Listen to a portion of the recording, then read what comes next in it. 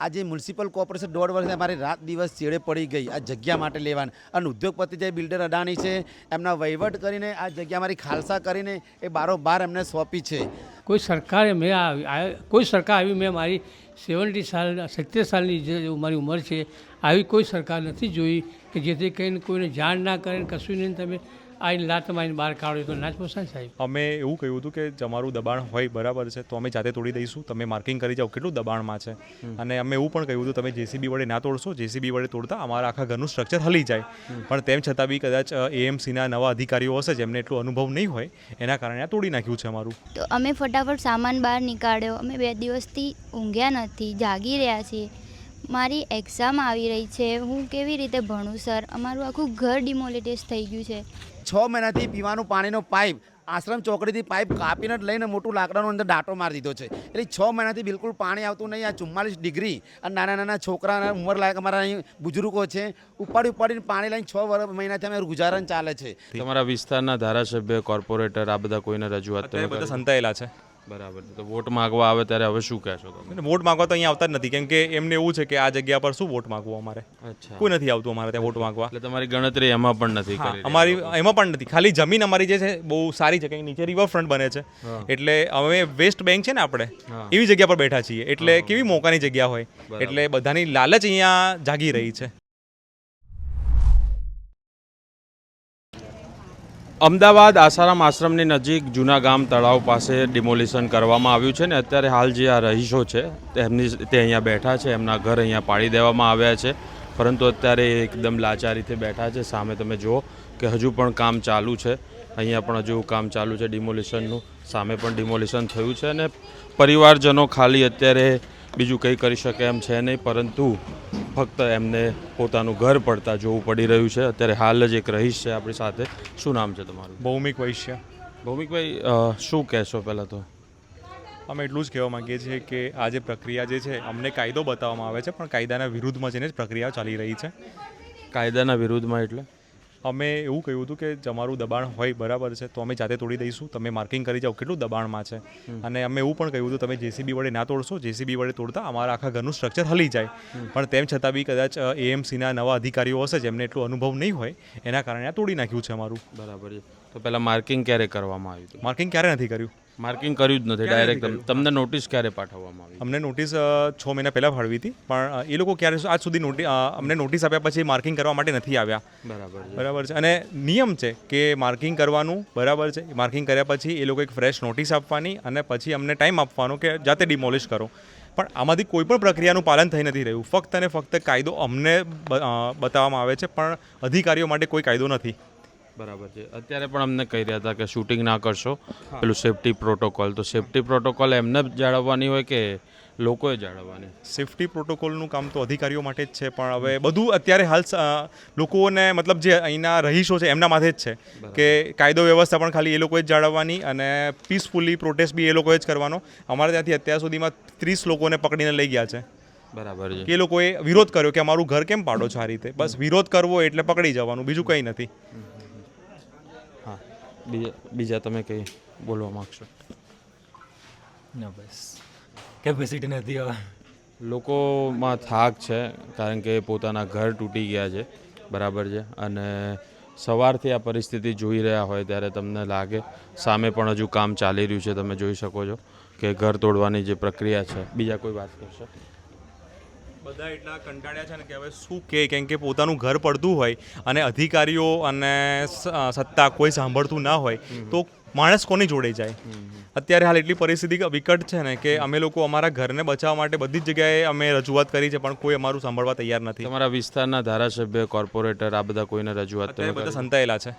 બરાબર. તો વોટ માંગવા આવે ત્યારે હવે શું કહેશો તમે? વોટ માંગવા તો અહીંયા આવતા જ નથી, કેમ કે એમને એવું છે કે આ જગ્યા પર શું વોટ માંગવું અમારે. અચ્છા, કોઈ નથી આવતું અમારે ત્યાં વોટ માંગવા. એટલે તમારી ગણતરી એમાં પણ નથી કરી? અમારી એમાં પણ નથી. ખાલી જમીન અમારી જે છે બહુ સારી છે, કંઈ નીચે રિવરફ્રન્ટ બને છે. એટલે અમે વેસ્ટ બેંક છે ને આપણે એવી જગ્યા પર બેઠા છીએ. એટલે કેવી મોકાની જગ્યા હોય, એટલે બધાની લાલચ અહીંયા જાગી રહી છે. ઓકે. આની જગ્યાએ તમે એક વસ્તુ વિચારી લો કે સિંધુ ભવન જેવો પોશ એરિયા હોત ને બધા અપર ક્લાસના લોકો રહેતા હોય તો શું આમની આ ત્રેવડ થાત કે આ રીતે ઘર તો અધિકારીઓ અને તો ત્યાં જવાની હિંમત જ ના કરતા. પણ અત્યારે શું છે કે અહીંયા ગરીબ અને મધ્યમ વર્ગના પરિવારો બધા વસી રહ્યા છે, એટલે એ લોકોને ડરાવી ધમકાવીને અને મારી મચડીને કાઢી મૂકે છે અહીંયાથી. અને આ દબાણનો કોઈ વિષય નથી. આ જગ્યા ઉપર અમને 2 નોટિસ આપી છે, એક 260 BPMC એક્ટની, અને એટલે એ શું દબાણ માટે છે, અને બીજી શરત ભંગની. જો ખરેખર દબાણ જ હોત તો શરત ભંગ શું કરવા લાવતા? લોકો પ્રકૃતિના ખોળે રહેવા માટે જતા હોય છે. આ પ્રકૃતિ છે, પાછળ બહુ મોટું જંગલ છે, નદી છે, અને અહીંથી જ અમને ખસેડી દેવામાં આવે છે. એવું અમને આભાસ છે કે અહીંયા કોઈ મોટા બિલ્ડરને આ જમીન આપી દેવાની છે. એવી વાત હોય છે કે નદી કિનારે સભ્યતાઓ વસે ને તમે વસ્યા, અને અત્યારે હવે શું થઈ ગયું? નદી કિનારેની સભ્યતા અને ગામ, આજ સુધી તમે એવું જોયું હશે કે કોઈ શહેર ખાલી થયું હશે, પણ ગામ ખાલી થયું જ ક્યારે?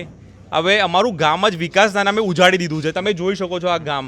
પેલા ગામ વસ્યું ને પછી શહેરનો વિકાસ હા. થયો. ગામ તો પહેલેથી હતું જ. અને ગામને ઉજાડી દીધું આજે. આ ગામ જ્યારે આ અધિકારીઓ જન્મ્યા નહોતા ને, 250 વર્ષ પહેલાંનું ગામ છે, અંગ્રેજોના સમયે. હવે અમને એવું લાગે છે કદાચ અંગ્રેજો સારા હતા આ અત્યારની જે આ અધિકારીઓ છે એના કરતાં. Thank you very much.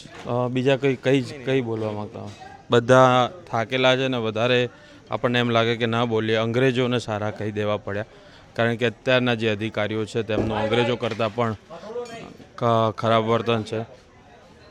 જે અમે 60 વર્ષથી રહીએ છીએ, જૂના અમારા ઇન્દિરા ફાળેલા પત્રવાળા અમારા દસ્તાવેજવાળા મકાનો છે. આજે મ્યુનિસિપલ કોર્પોરેશન 1.5 વર્ષથી અમારી રાત દિવસ ચેડે પડી ગઈ આ જગ્યા માટે લેવાની. અને ઉદ્યોગપતિ જે બિલ્ડર અડાણી છે એમના વહીવટ કરીને આ જગ્યા અમારી ખાલસા કરીને એ બારોબાર એમને સોંપી છે. પણ અમે એગ્રી છે કે જગ્યા તમારે જરૂર હોય તો અમે ના નથી પાડતા સાહેબ, ઓલિમ્પિક માટે કોઈ ઉપયોગ માટે લેવી હોય. પણ અમારા જેવા 35 મકાન છે દસ્તાવેજવાળા જૂના સનતવાળા, એવા હમણાં એ બાજુમાં પ્લોટો પડ્યા છે ખેતરો, એમને પ્લોટને યોગ્ય વળતર આલો તો અમારું ત્યાં ગુજારા અમારું બાંધકામ કરીને અમે ત્યાં અહીંથી હટી જઈએ, સિલિન્ડર આપી કરી દઈએ. અને બીજું કે 6 મહિનાથી પીવાનું પાણીનો પાઇપ આશ્રમ ચોકડીથી પાઇપ કાપીને લઈને મોટું લાકડાનો અંદર દાંટો મારી દીધો છે. એટલે 6 મહિનાથી બિલકુલ પાણી આવતું નહીં. આ 44 ડિગ્રી અને નાના નાના છોકરા ઉંમર લાયક અમારા અહીં બુજુર્ગો છે, ઉપાડીને પાણી લઈને 6 મહિનાથી અમે ગુજારણ ચાલે છે. અને 4 દિવસથી મ્યુનિસિપલ કોર્પોરેશન જે રેવન્યુ સર્કલ ઓફિસર તલાટી એ બધા અમને ટોર્ચર કરે કે તમે મહેરબાની કરીને અમે જેમ કહીને એમ તમે સમજી જાઓ, નકર તમારા મકાન પાડી દઈશું. જે અત્યારે અમારા મકાન પાડે છે, જે એરો મારે છે, હાઈકોર્ટનો ઓર્ડર છે કે 15 બાય 35 ફૂટ આ લીગલની માલિક છે દસ્તાવેજવાળા. આ એરો પાડ્યો, એરોની અંદર એ 4-5 ફૂટ વધારે પાડી દે છે. જીસીપીથી અડાડીને તો અમારું મકાન આખું ખોખું હલી. જો સાહેબ, અમને 1982માં આ પ્લોટ અમને કોંગ્રેસ સરકારે ફાળવેલો ઇન્દિરા આવાસ યોજનામાં, અને એ પછી મકાન અમે બનાવ્યું. 5-10 રૂપિયા 25 રૂપિયા તમારા મારા વજવા લઈ અને આ મકાન અમે બનાવ્યું. આટલા વર્ષોથી ઓછામાં ઓછા 27 વર્ષથી રહું છું અહીંયા, 27 વર્ષ. હવે આ મકાન હમણાં અમારી પાસે સરકાર કે અમારી જમીન લેવી છે, અમારા ઓલિમ્પિક બનાવવું છે. તો મેં તો સાહેબ તમે આપી છે તમે લો છો, અમને કોઈ વાંધો નથી, પણ સામે અમને વળતર આપો. એટલે જેથી કરીને તો કે તમારી ડિમાન્ડ શું સાહેબ, તમે જમીન આપો અને મકાન બની આપો, અમારે કોઈ ડિમાન્ડ બીજી નથી સાહેબ. પણ બીજું તો સારું, તમે જાઓ, અમે તમારે ઘેર નોટિસ મોકલાવીશું, જવાબ મોકલાવીશું. કોઈ જવાબ નહીં સાહેબના આ પગલું સાહેબ સરકારે ભર્યું. શું કહેવું સરકારને, શું કહેવું છે સરકારને અમે આ તમને રજૂઆત કરીએ સાહેબ, કહેવાનું કે સાહેબ આવું તો કોઈ સરકારે કોઈ સરકાર આવી મેં મારી 70 સાલની જે મારી ઉંમર છે, આવી કોઈ સરકાર નથી જોઈ કે જેથી કરીને કોઈને જાણ ના કરે, કશું નહીં તમે આવીને લાત મારીને બહાર કાઢો તો ના જ પોસાય સાહેબ.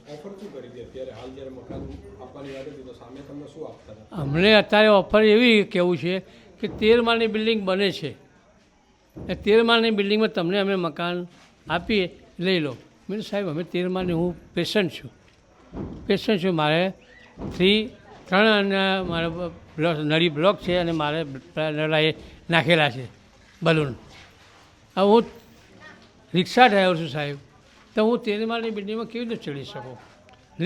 લિફ્ટ છે, હું નથી માનતો. લિફ્ટ તો સાહેબ કાલ સવારે બંધ થાય ચાલુ થાય તો મારે કેવી રીતે જીવવું? જમીન સાથે જોડાયેલું ઘર મળે એવી, હા બસ આવી જમીન સાથે જોડાયેલું મકાન મળે એ અમારી માંગણી. મારું ઘર જસ્ટ અહીંયા જૂના ગામતળ વસાહત મોટેરામાં હતું. અમને પરમ દિવસે મૌખિક રીતે કહેવામાં આવ્યું કે તમારે કાલે સુધી ઘર પાડી દેવામાં આવશે. તો એ આવ્યા હતા બીજા દિવસે, પણ એમને પોલીસ બંદોબસ્ત પોલીસ પ્રોટેક્શન ના મળ્યો તો એ ફરી રિટર્ન ગયા. પછી આજે સવારે 9 વાગે આવ્યા અને અડધો કલાકની અમને મૌખિક રીતે કહેવામાં આવ્યું કે અડધો કલાકમાં ખાલી કરી દો, નહીં તો અમે બુલડોઝર ફેરવી દઈશું, આખું ઘર ડિમોલિટિશ કરી દઈશું. તો અમે ફટાફટ સામાન બહાર નીકાળ્યો. અમે 2 દિવસથી ઊંઘ્યા નથી, જાગી રહ્યા છીએ. મારી એક્ઝામ આવી રહી છે, હું કેવી રીતે ભણું સર? અમારું આખું ઘર ડિમોલિટિશ થઈ ગયું છે. અત્યારે મારા જોડે અહીંયા અમે બહાર બેસી રહ્યા છે રસ્તા ઉપર ખુરશી ખાટલા પાથરીને. ના લાઇટ છે, ના પંખો છે, ના કંઈ છે, ના ગેસ સગડી. ખાવાનું પણ અમે કંઈ ખાધું નથી 2 દિવસથી. શેની એક્ઝામ છે બેન તમારી? મારી અત્યારે મેં પોલીસ કોન્સ્ટેબલમાં ફોર્મ ભર્યું છે. અત્યારે રનિંગ મારું પાસ થઈ ગયું છે. હવે મારી રિટર્ન એક્ઝામ આવવાની છે 14 તારીખે. હજુ પણ એ લોકોને આશા છે કે જેટલી જગ્યા ગેરકાયદેસર હોય એટલું જ તૂટે, પરંતુ મહત્ત્વની વાત એ છે કે આ પ્રકારે ડિમોલેશન કરવામાં આવે છે અને હંમેશા સામાન્ય માણસોનો ભોગ લેવામાં આવતો હોય છે. ક્યારેય કોઈ પોસ્ટ વિસ્તારની અંદર ડિમોલેશન તમે કદાચ જોયું નહીં હોય, બરાબર છે. તો આ જ પ્રકારના હજુ પણ અહીંયાથી અહેવાલો તમને બતાવતા રહીશું. તો સોમાન સાથે જોડાયેલા રહેજો. મને સાગર પટેલને રજા આપશો. નમસ્કાર.